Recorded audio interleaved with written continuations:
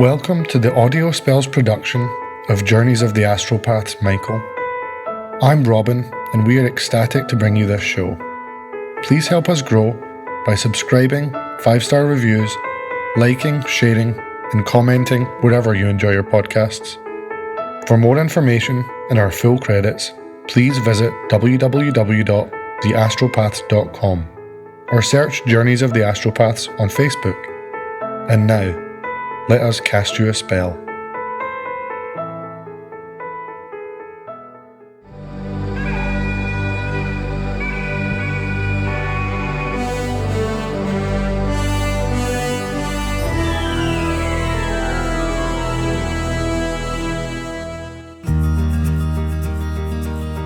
I've been taking a few days off from everything.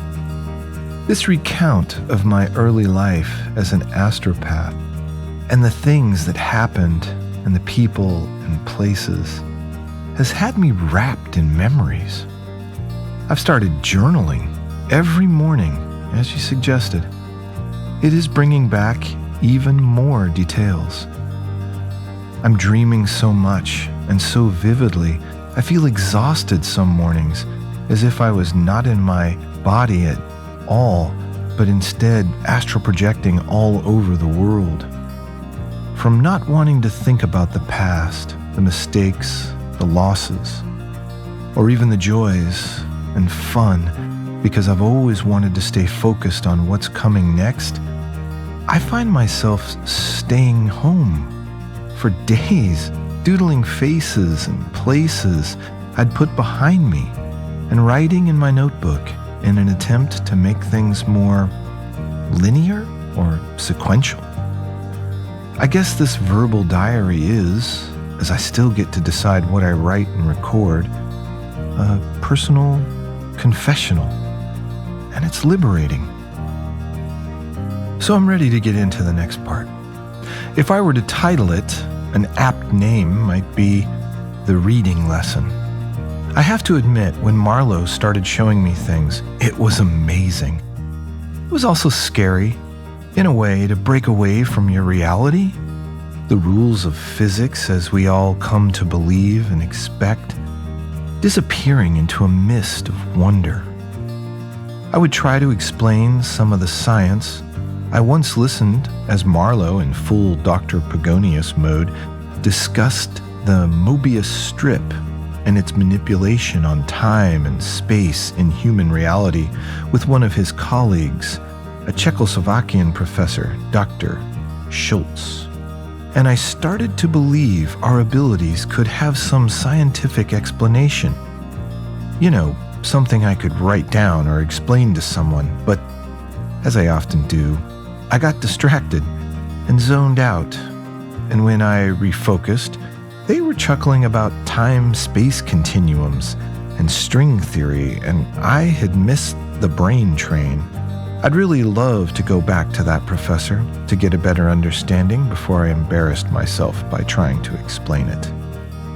I started a roller coaster ride in being an astropath, and truly, I've only thought how interesting or amazing the next day was going to be for the past 5 years. Realizing I was an astropath, in many ways, liberated me from the mundane dwelling of future and past so many people around me suffer. They'd like to take a trip, but the money they'd spend should go to their retirement, when they may never live to see. Or they wish they could speak to someone interesting they'd like to meet, but they don't know what to say and fear rejection. Or they worry about their job or their family, or will they worry to a point where, what's the point of living? The more I accepted that I was an astropath, the more this way of thinking washed away. I realized I could do what I wanted to do. I could live it right now, and tomorrow I could live something new and in a new place. It was like shedding a body shackle made of social expectations, false science, and corporate and political propaganda.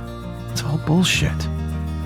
But of course, there are hard times, hard decisions when you know things. There were some very difficult things, and I have done some things I'm not proud of, and things maybe I wish I would not have to recall. But this is me, and all of it is a part of me. So, yeah. Have I used my powers for good? Yes. Have I used my powers for gain? Yes. Have I used my powers to manipulate people? Absolutely yes. Have I used my powers to harm others? Yeah, I have. When I started thinking about Marlow on my ride home, he sensed it. He was waiting outside my apartment complex when I pulled up. So you live in there and you drive that. I think I found you just in time, Marlow said, looking at the relic I was driving. Well, I have a paycheck coming in a couple months. Maybe I can make some changes to suit you. Shall we go inside? I replied. He really wasn't happy with my impoverished housing, and yet where else could we go? Does your door at least have a deadbolt lock? He asked. Yes, it has a deadbolt, a handle lock, and even a little chain that we can slide in for extra security. He frowned. It's like you live in a motel. But okay, we'll work on your living condition later. Today's lesson is more of the introductory nature, and therefore it will be brief. Proudly I proclaimed, I read my date today. I'd say my learning curve is rather steep. He looked me in the eyes. Oh yes, he read my memory, and I knew he was doing it. She's a lovely girl, he began. But you only got fragments, and with little focus, you got very little detail. You must learn to see within their thoughts and access the information you need systematically.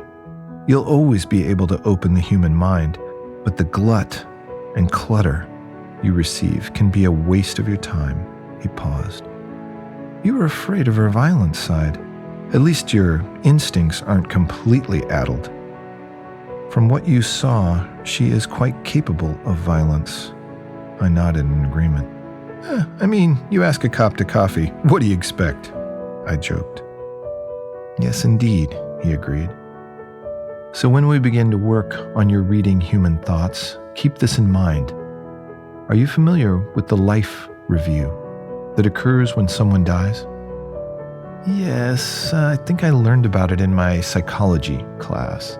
It's like a movie in mega fast motion where you, in an instant, see all of your memories all at once as your brain is shutting down. Sounded cool. Marlow smiled. Yes, it is, and defies the laws of time, but it also blends with them in the sense that time is not linear as it seems to us. It is in this moment that within a second, a life can be seen. Our minds are capable of this when we read. There is no detail we can't see in a matter of moments. But if we see it all, how can we assess it? Make it relevant? Make them known to us? It takes a lot of practice. He cooled his lecture mode. But congratulations that you made it happen on your own. It is a first step. I thought we were done, so I started by him, but he grabbed my wrist. 1 second before we go in, about the cop. You pursue her as a lover or friend if you like, but you don't need her help to find the driver of the truck that hit you and your sister. Hey, you're always in my head. Look, he continued, what brother would not want vengeance? And you have every right. But while you were still in the hospital, I did the searching and found him. I shook his hand from my wrist. Not that he was holding me firmly, but my blood was firing and my heart pounding. Take me to him, I insisted. Not time for that. I know your sister means everything to you, but understand me. As your teacher, I also know you're not ready to make this decision yet. Let a cooler head prevail. I thought my chest was going to explode. I wanted to see this man. It's not your call. You don't want his blood on your hands. Is that it? He looked at me carefully. Michael, if you decide to take his life, I will understand completely. I have taken lives for far less. But I ask only this. Learn who you are and how to use your powers. When you are strong of mind, I'll take you to him, and you do as you need to do. You need to stay out of my head. How am I supposed to function when you're always in my brain? Will you stay out of my mind? His face had no expression. No. Learn to block me. Keep me out of your thoughts, because until you do, I need to check your thinking constantly. You see, you're in danger when you're so raw and unrefined. You're a spark thrower, and you can attract other astropaths that just might be dangerous. We stood at a standoff while I tried to calm down. The day you block my probe, I'll hand you the address to the driver. Do we have a deal? He said. Deal. Let's get started. Inside my apartment, he checked my lock scrupulously, which at the time I thought was a symptom of advanced paranoia. But I get it now, after living this life and going through the troubles I have. Okay, he began. Have a seat here on the couch. We have sojourned together once before, and right now those quick trips are all you'll be able to do. But I want to develop, in you, the ability I enjoy myself. I can, and often do, stay out of my body for a full day. 6 or 7 hours is routine for me, but it is impossible for you right now. He waited for me to catch up. Yes, I agreed. I was feeling woozy, and I was out of my body less than 5 minutes. He nodded and smiled. So if you want me to teach you, I ask you for something. Ah, I interrupted. I knew it. You want something.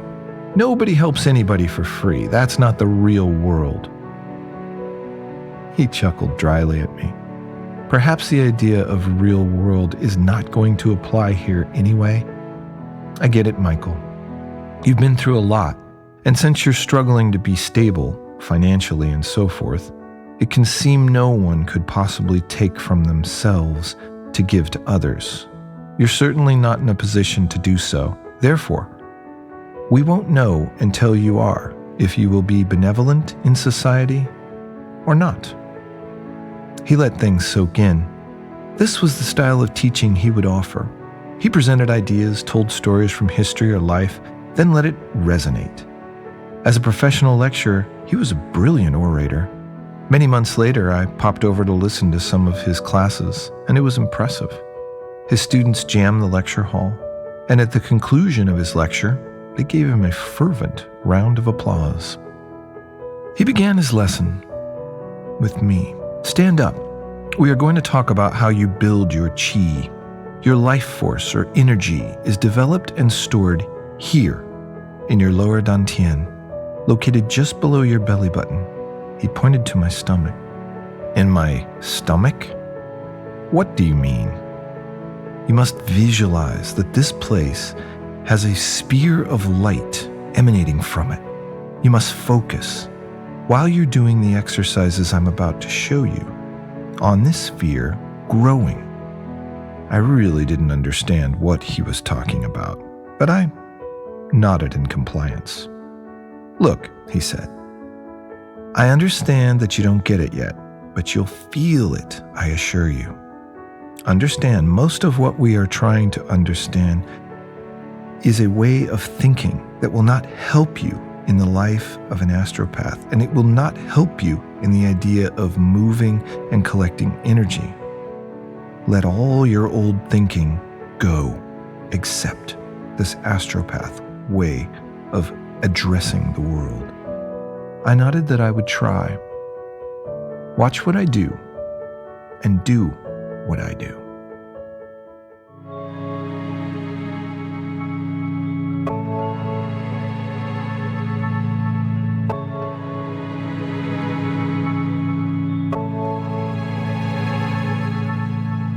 He began with a simple enough movement. With his palms turned up and his arms extended, he began to swing his arms like an evenly balanced scale, first to his left, reaching back to the back wall, and then to his right. When I followed his lead, my back cracked loudly, but it felt good. He transitioned into raising his hands, backs facing up, toward the ceiling, and then he would slowly drop them down, bending his legs up and down as he went. Up with his hands floating up, and down with the bending of legs in unison. Each form or pattern lasted about 3 minutes. We transitioned into 8 different movements, some using slow back bends, others slow reaching hand movements. Nothing was rushed or strained, just ceaseless movement combined with deep breathing, and each designed to stretch or set into movement a different part of my body. During these forms, he instructed, but it was more like advising, really.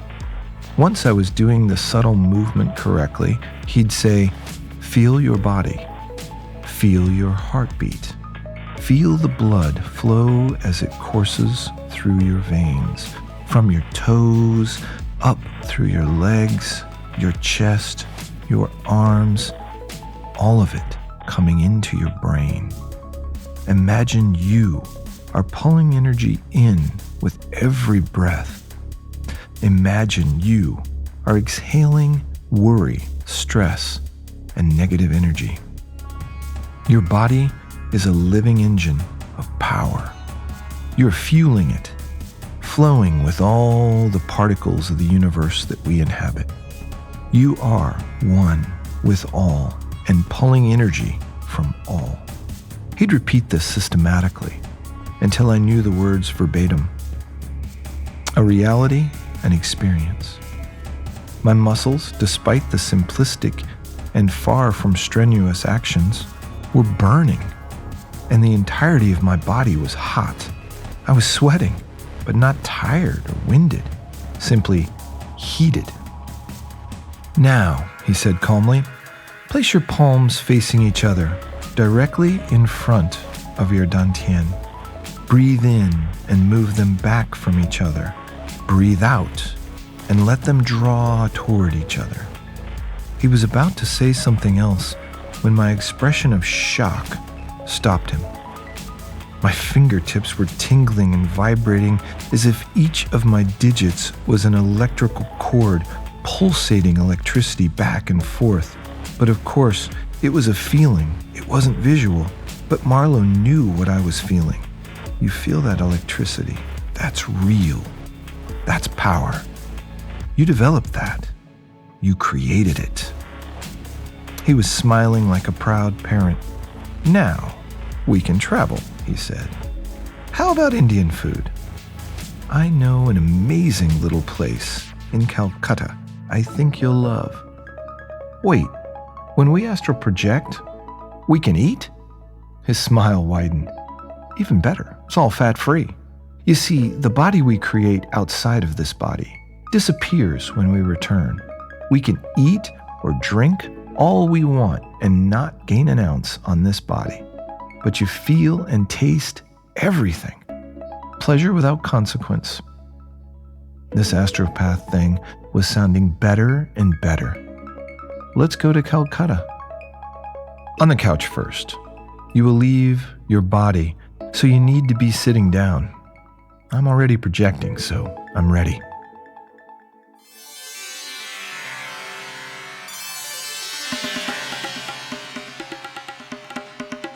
I sat down and he crouched down in front of me. I looked into his eyes and we were in the driest heat I'd ever felt. And we were not in a restaurant, but a narrow alleyway of yellowish brick and dust. "Welcome to India, Michael." "I was expecting a restaurant, I guess," I complained. Lesson number 2 for today. Don't arrive in a crowded location. Not an easy task in a nation with 1 billion people or a city of more than 15 million. So you have to remember spots near your destination. Remember, this place if you enjoy the food today, because to project right into the restaurant will mean the eyes of a packed house. In this city, that's a lot of eyes. Believe me, keeping your astropath ability a secret is vital. Not only to you, but those of us who share your gift. Nothing in the world is more dangerous than being dangerous and unique. There is a reason we write stories about lion hunts, elephants, and great whales. If you don't want to become someone's trophy, live a seamless life. He concluded, looking at me with serious eyes. This did not take long for me to process. It was crystal clear. I'd always enjoyed social studies and history in high school, and the Earth's history is one gory example after another, supporting his thesis. "Come on, the restaurant's just down the street," he said, taking one of his giraffe strides away from me.